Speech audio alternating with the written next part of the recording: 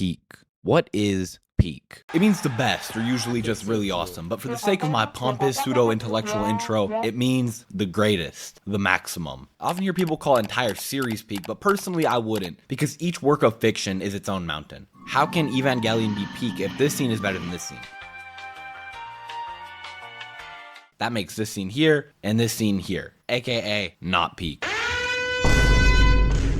So instead, I think each work of fiction has its own peak, and the peaks of the greatest works of fiction all reside at that place. Peak. Peak doesn't sound like a word anymore, but the point is, I think that there are some truly very, very special stories that have moments which lie at the top of all fiction that are truly transcendent. And I could talk about any of them today, but today I want to talk about the greatest scene in all of Evangelion, the congratulations scene.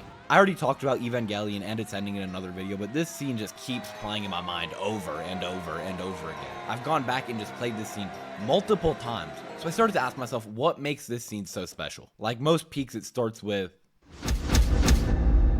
When I think about the peaks of fiction, most of them are endings, but endings are meaningless without beginnings and middles. And while this video is about the congratulations scene is about Shinji. So let's go to the beginning. Shinji starts off the series as nobody from nowhere. His mother died and he's abandoned by his own father, who at the start of the series finally summons Shinji just to pilot a robot for him, and if he doesn't do as he's told, Shinji's father will throw him back out without even indulging him with being angry. Shinji, like all humans, needs meaningful connection, to be wanted, and at the start of the series he just isn't. But through his new position as an Eva pilot, he's thrust into so many new relationships and opportunities. But forging true deep connections with others is hard, especially as the stress and trauma of piloting the Eva mounts on Shinji. This new, more painful, more beautiful, more difficult life of being needed by others is contingent on Shinji performing, no matter the struggle. And throughout the series, we watch this struggle tear up who Shinji is. The contradictory desires to be loved and needed in a painful world, or to run away and live a life of obscurity, relative comfort, and, well, nothingness. Shinji throughout the series is beaten to a pulp by progressively more traumatic experiences,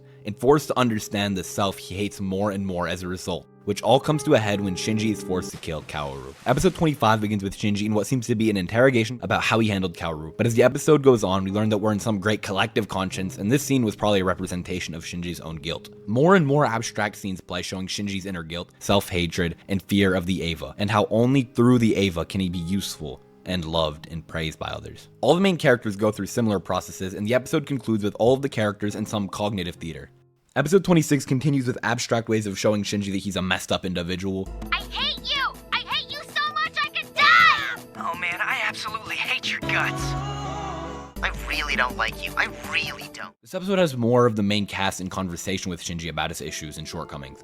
We also see that they struggle in the same ways, but they still push Shinji to acknowledge his own weaknesses. We also see that central idea of worth and existence being tied to competence. Shinji must be an Eva pilot. It's all the hope he has, but he also hates that it is. So he hates himself, his entire existence, and because of that, he can't trust others to love him or even like him. And that projection onto others only makes it easier to hate himself and others and existence itself. We then see some abstractions about what it means to exist, and finally arrive upon the scene. Shinji realizes that he could be anything. All of the people who were pushing him to acknowledge his shortcomings now assure him that he doesn't need to take on the whole world, that to exist there aren't just two decisions, but the decision to interpret things in different ways, and the person you are constantly changes based on how you view the events in your life. Shinji still struggles, but the people in his life tell him that he can slowly become the person he wants to be and change himself. Now, after being assisted by others to try seeing the world in a new way, Shinji does the thing only he can do, actually changes his perception. And so the fake world of the theater is shattered by Shinji, and the entire cast of the series gives Shinji his congratulations. Congratulations. Congratulations. Congratulations. Congratulations. Congratulations. Congratulations. Congratulations. Congrats, bro. Congratulations. Congratulations. Congratulations. Congratulations. Congratulations. Thanks, everyone.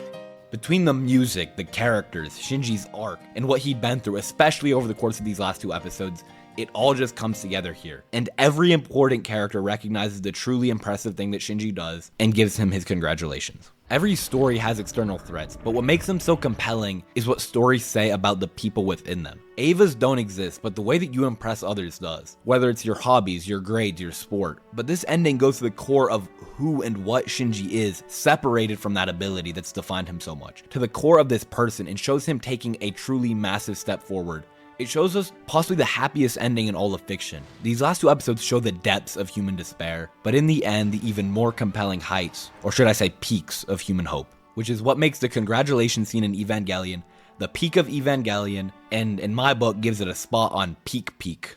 And to all of the end of Evangelion fans out there, it's a good movie. I do believe that the movie shows an aspect of this ending that isn't shown in the series, but I think that the fundamental conclusions of the movie and the series are so different and are more compelling as separate entities than as one mega confusing entity. I am ready to read your comment essays, disassembling every word I said throughout the video. Thank you, CapCut, goodbye Summer, and to all the viewers, congratulations.